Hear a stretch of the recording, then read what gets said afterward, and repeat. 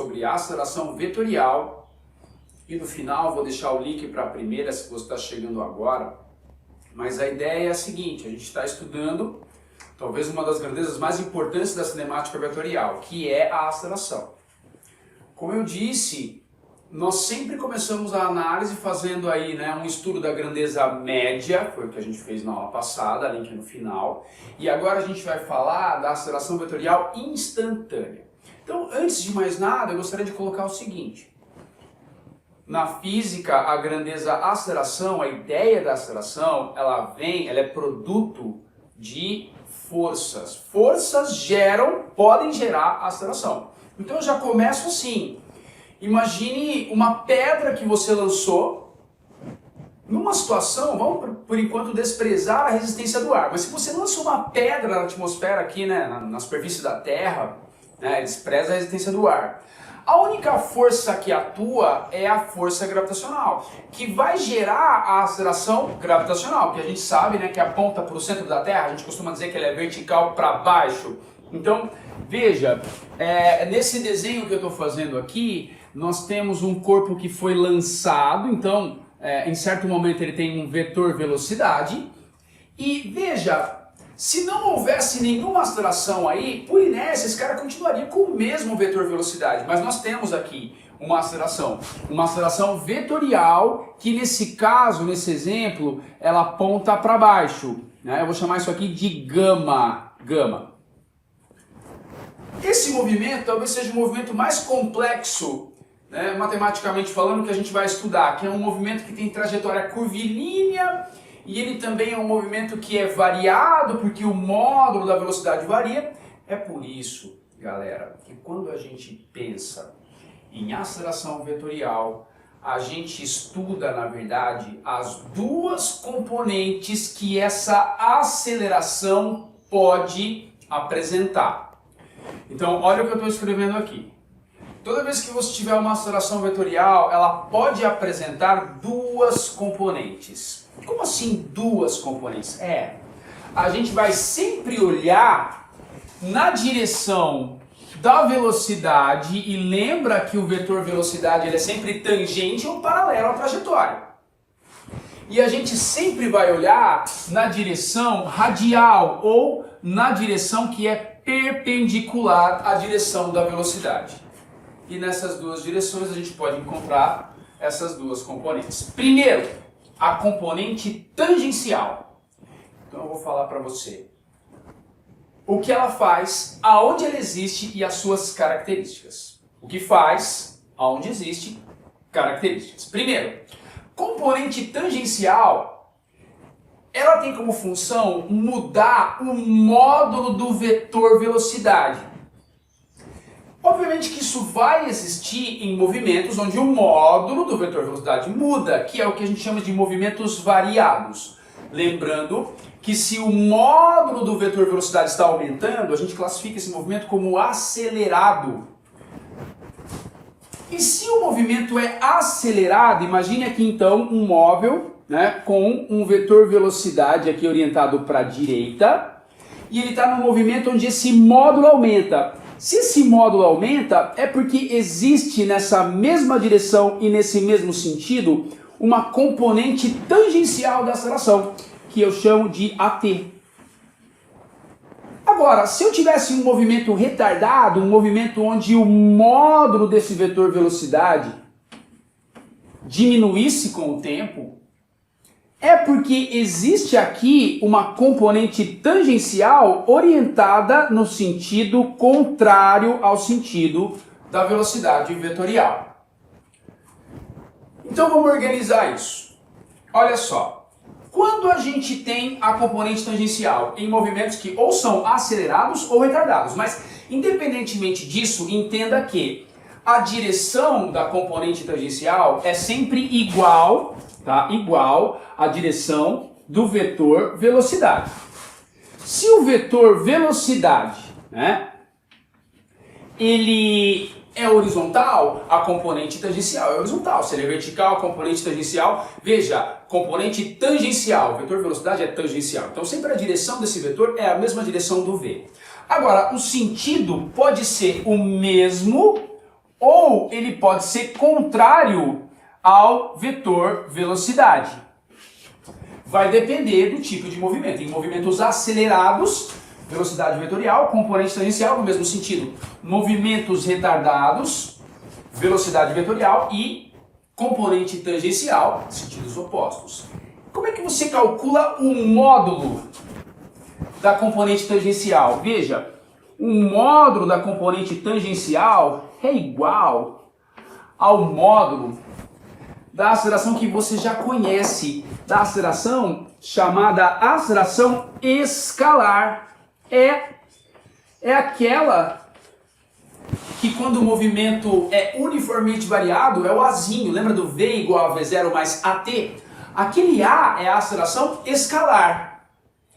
A aceleração escalar, ela tem um módulo igual ao módulo da componente tangencial da aceleração. Então vamos lá, não perca o raciocínio. Eu estou dizendo que a aceleração vetorial pode apresentar duas componentes.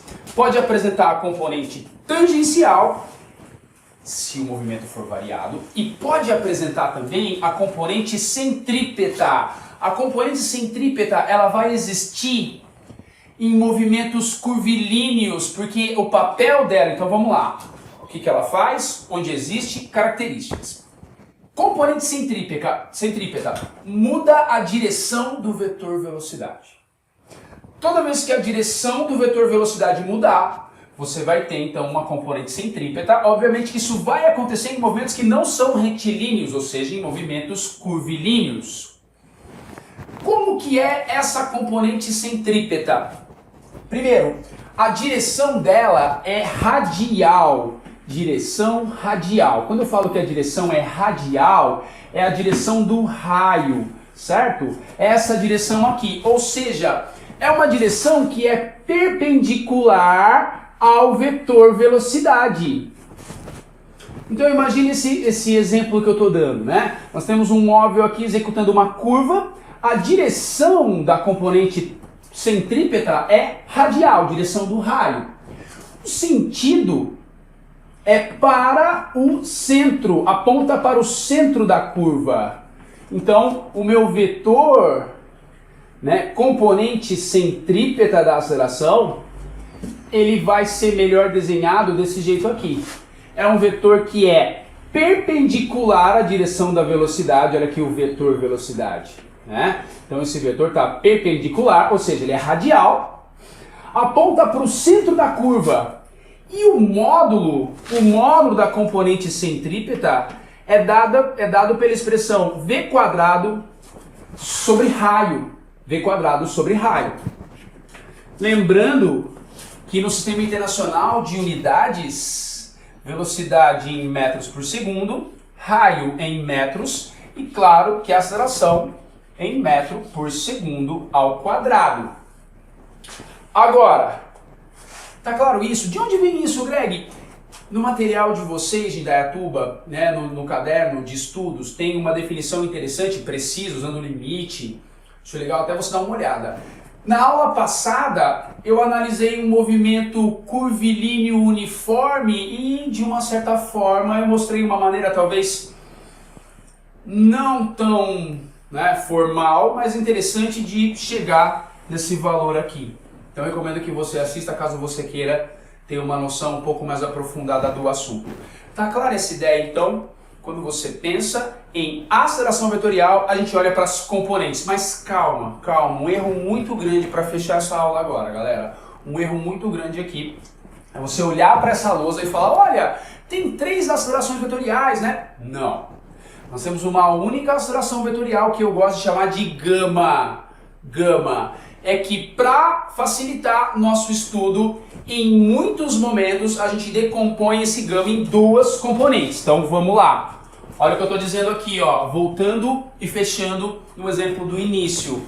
Quando eu lanço uma pedra num lugar que não tem resistência do ar, a única força que existe aí é força-peso, a força gravitacional. Portanto, a única aceleração que eu tenho é a aceleração gravitacional, que é a aceleração vetorial desse corpo.